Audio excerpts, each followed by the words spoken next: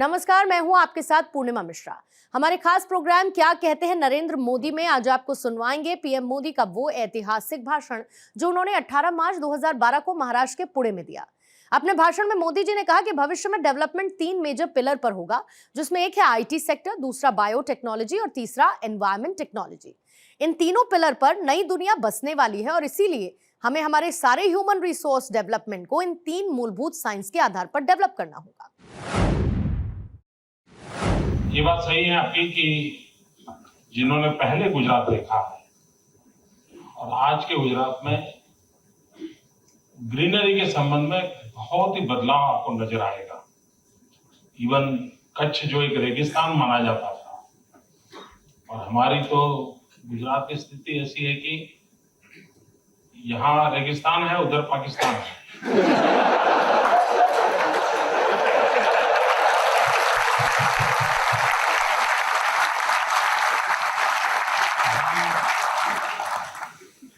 आज आपको हैरानी होगी जान के दोस्तों कि कच्छ जिसकी पहचान रेगिस्तान, आज हम वहां से मैंगो एक्सपोर्ट करते हैं कच्छ से।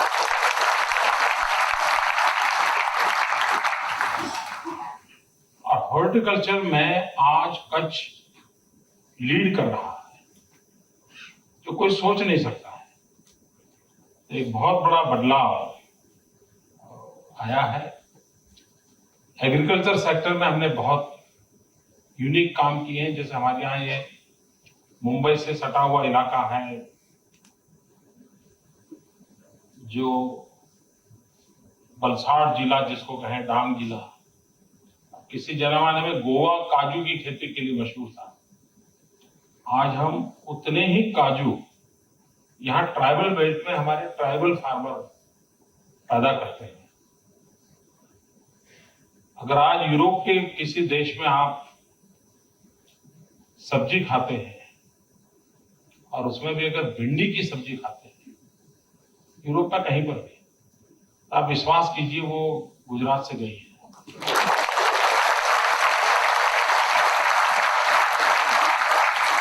अगर आप अफगानिस्तान कभी जाने का मौका मिले और टमाटर खाएं तो समझ लेना वो मेरे यहाँ से आना है।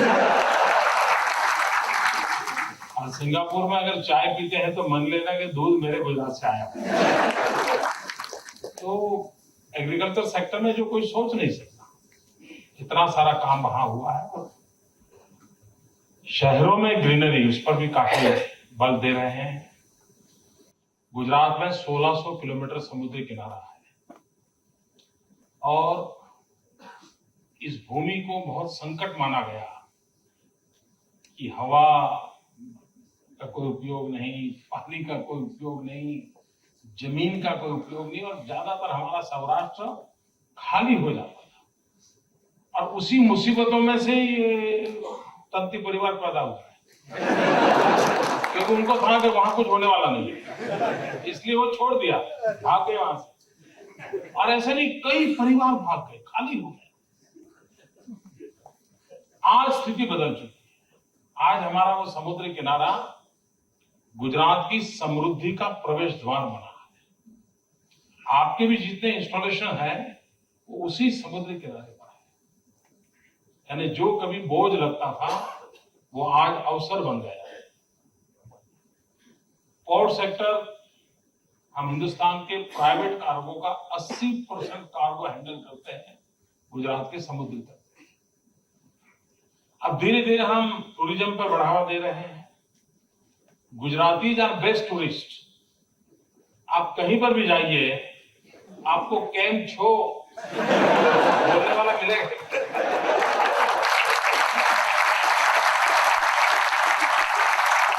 5 स्टार होटल में भी अपना डिब्बा खोल के खाखरा निकालता हूं।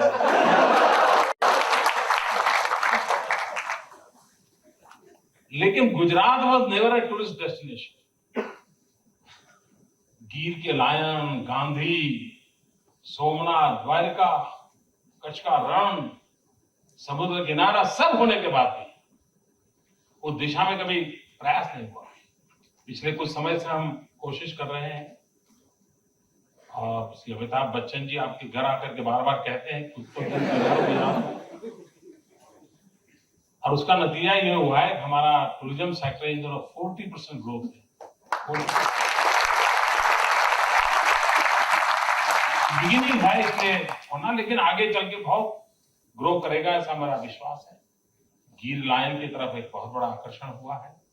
उस क्षेत्र में काफी नया इंफ्रास्ट्रक्चर आ रहा है, बहुत बड़े होटल चेन्स आ रहे हैं, तो एक अपने आप में एक अच्छा नया क्षेत्र गुजरात में विकसित हो रहा है।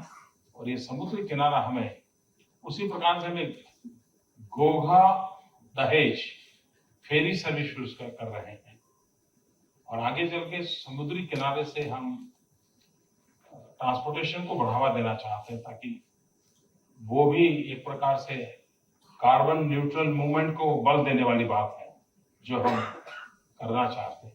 आपने शांघाई वगैरह सुना है कि शांघाई ऐसा शांघाई वैसा, हर कोई शांघाई की बात करता है।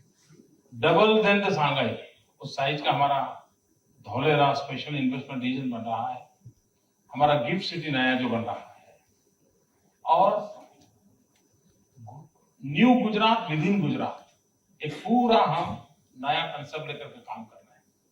दूसरा, जैसे न्यूयॉर्क न्यू जर्सी की चर्चा होती है, तो वैसे हम ट्विन सिटी कंसेप्ट को डेवलप कर रहे हैं।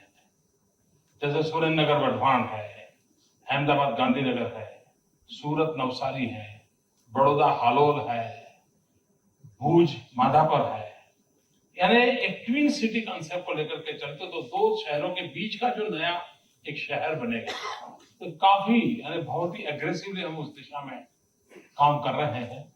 और हो सकता है कि बिल्कुल 21वीं सदी के आधुनिक शहरों का जन्म वहां होगा। और हमें इस बात का गर्व है कि 5000 साल पुराना एक प्लान अर्बन डेवलपमेंट का मॉडल अगर कोई है तो धौलावीरा है। तो उसी कड़ी में 5000 साल से लेकर के आज तक का डेवलपमेंट का मॉडल एक पूरा लिंक करते हुए हम बनाने की दिशा में आगे बढ़ रहे हैं। कल मैं लवासा देखने गया था, उसके पीछे मेरा एक रीजन वही था, वो भी मेरा स्टडी टूर था। कल 2-3 घंटे में वहां था, तो हम उसी अनेक ऐसे चीजें हैं जिसको हम करने की दिशा में काम कर रहे हैं। और ये बात सही है कि हमने अच्छा तो सिटी के मॉडल भी कुछ अलग होंगे, अब नए जो होंगे। जैसे हमारे यहाँ एक नगर में क्लस्टर हुआ करते थे सदियों पहले, कि एक ही प्रकार की इकोनॉमिकल एक्टिविटी करने वाले लोग एक मोहल्ले में रहते थे। अगर मोची होंगे तो सब एक साथ रहते थे, कुम्हार थे तो एक साथ रहते थे, और वो एक प्रकार से क्लस्टर कंसेप्ट था इकोनॉमी का क्लस्टर का, क्योंकि पास पास में एक ही प्रकार के काम में एक दूसरे को पूरक करते थे। अब नया जो मॉडल बन रहा है वो एक ही प्रकार की एक्टिविटी के शहर बनेंगे। जैसे हमारा गिफ्ट सिटी बन रहा है तो टोटल फाइनेंशियल एक्टिविटी का शहर होगा। हमारे धोलेरा बन रहा है तो टोटली मैन्युफैक्चरिंग सेक्टर का शहर होगा। नॉलेज सिटी होंगे, हेल्थ सिटी होंगे, स्पोर्ट्स सिटी होंगे। ये एक नया ट्रेंड होगा और गुजरात शायद उसमें लीड करेगा। और नॉट ओनली दैट, हमारा एक कल्चरल प्रोजेक्ट बन रहा है, दुनिया का सबसे बड़ा man made speed water lake हम बना रहे हैं, दुनिया का सबसे बड़ा। और समुद्र के अंदर एक 64 किलोमीटर लॉन्ग हम बड़ा डैम बनाने जा रहे हैं। अभी उसके भिन्न भिन्न सर्वे चल रहे हैं। उसमें मैंने एक काम तुलसी भाई को दिया, जो 64 किलोमीटर लॉन्ग हमारा समुद्र में डैम बनेगा, तो उसी के तहत अंदर हम ऑफशोर विंड एनर्जी को काम कर सकते हैं।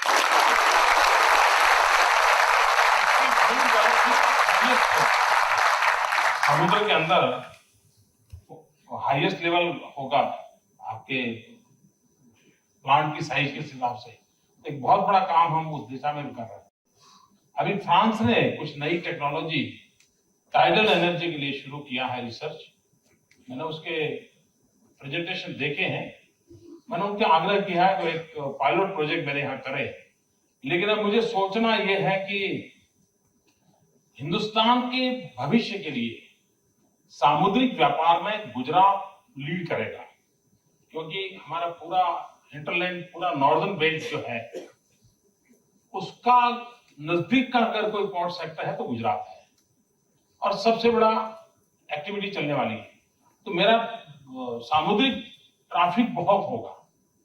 अगर मेरे वेसल्स इतने हजारों के तादाद में आते हैं आज से 20 साल बाद, 25 साल बाद, तो वहां टाइडल प्रोजेक्ट कहीं उसके लिए रुकावट ना बन जाए।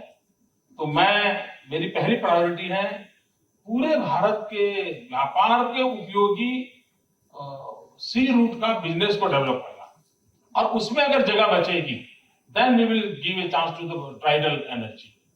तो ये सोच है मेरी, मोटी मोटी सोच है, कोई मैं बड़ा एक्सपर्ट नहीं हूं इस दिशा में। आप जैसे एक्सपर्ट की मदद लूंगा इसमें करते समय। हमने आने वाले दिनों में ह्यूमन रिसोर्स डेवलपमेंट पर बहुत जोर देना पड़ेगा, हम एग्री विथ यू। और हमारी जो ट्रेडिशनल पद्धतियां हैं उससे काम चलने वाला नहीं है, हमें फ्यूचरिस्टिक विजन के साथ करना होगा, और उस दिशा में गुजरात इन दिनों काम कर रहा है। और मैं मानता हूं भविष्य का डेवलपमेंट के 3 मेजर पिलर होने वाले, एक आईटी जिससे हम परिचित हैं, दूसरा बीटी बायोटेक्नोलॉजी जेनेटिक साइंस, और तीसरा ET environment technology. IT, BT and ET, in 3 pillar पर नई दुनिया बसने वाली है, और इसलिए हमारे सारे ह्यूमन रिसोर्स डेवलपमेंट को इन 3 मूलभूत साइंस के आधार पर हमें डेवलप करना होगा। गुजरात ने उस दिशा में काफी सोचा भी है, और मैं आज आपने सवाल पूछा तो मेरे मन में सुझाव है तुलसी भाई के लिए। एक हम बच्चों के लिए वीडियो बना करके रेगुलरली हर 3 महीने में वीडियो कोर्स कैसे हो, जिससे वो कार्बन न्यूट्रल सोसाइटी, लाइफस्टाइल कैसे बदलना, और नेचुरल रिसोर्स को किस प्रकार से यूज करना, व्हाट इज योर रिस्पॉन्सिबिलिटी, इस प्रकार का एक educative campaign through video and internet, ये और सोशल मीडिया हम कर सकते हैं क्या? तो आपके यहाँ से ये करना मुश्किल काम नहीं है। अगर हम ये करें तो मैं समझता हूँ ये ग्रासरूट लेवल पे हम इसको डेवलप कर सकते हैं, लोगों का इससे इंटरेस्ट भी डेवलप होगा। और मित्रों, जब आपने पूछा है कि इस दिशा में काम, गुजरात ने ये ह्यूमन रिसोर्स डेवलपमेंट की दुनिया में कई नए इनिशिएटिव लिए।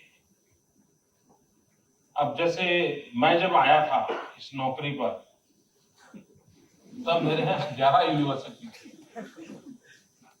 आज 43 यूनिवर्सिटीज।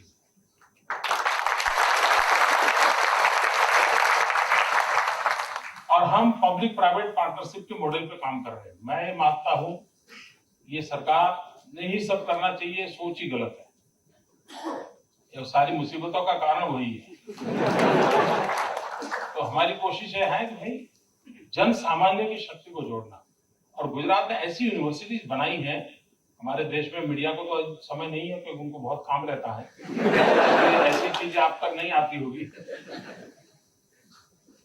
उनके काम के प्रायोरिटी अलग है। जैसे मेरे यहाँ एक forensic science university, we are first in the world जिसने फॉरेंसिक साइंस यूनिवर्सिटी बनाई। दुनिया में जितने भी इस क्षेत्र में काम करने वाले देश हैं वे उसके पार्टनर बने, चाहे इजराइल हो, कनाडा हो, ऑस्ट्रेलिया हो, जिसने इस दिशा में पहले काम किया हो, और we are first in the world. उसी प्रकार से हमने एक रक्षा शक्ति यूनिवर्सिटी बनाई, we are first in India. आज क्या होता है हमारे यहाँ, जिसकी साइज 6 फुट है, जरा दौड़ सकता है तो पुलिसमैन बन जाता है। 6 महीने ट्रेनिंग होती है और उसके हाथ में बंदूक आ जाती है, कानून उसके हाथ में आ जाता है। हम चाहते हैं कि इस प्रकार के बजाय ह्यूमन रिसोर्स डेवलप हो, then he should decide to go in the defence forces. तो मैं अभी ग्रेजुएशन वगैरह इसी में करवा रहा हूं, और एक बार वो उस फील्ड में ग्रेजुएट करेगा फिर वो अपना सिक्योरिटी फोर्सेस में जाएगा, या वो अपनी प्राइवेट डिटेक्टिव एजेंसी चलाएगा, प्राइवेट सिक्योरिटी एजेंसी चलाएगा। टॉप क्लास मैन पावर हम इस दिशा में तैयार करना चाहते हैं।